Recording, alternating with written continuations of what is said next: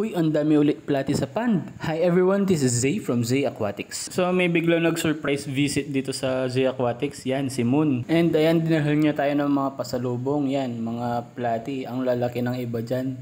So a-acclimate ko muna to and after 30 minutes release na sa pond. So ayan, iiwanan namin muna yan sa pond ng 30 minutes. Kwentuhan muna kami ni Quiz Moon.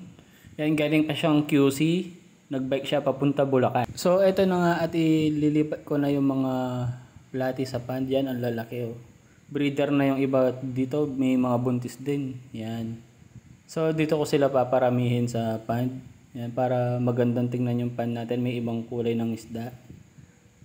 Yan, ang lalaki ng mga dala ni Quiz Moon.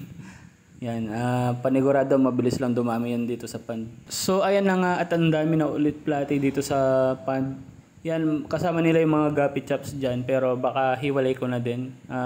Gagawin ko tong pan na to specific for platy only. Siyempre may bibigay din tayo sa kanya. Yan, madaling araw pinangkuha ko siya ng mga shrimp. Yan, mga red cherry shrimp na ipapadala ko kay Moon. So yun, nagkape muna kami at kumain ng tinapay bago siya umalis. Yan, and bibigay ko na sa kanya itong mga shrimp.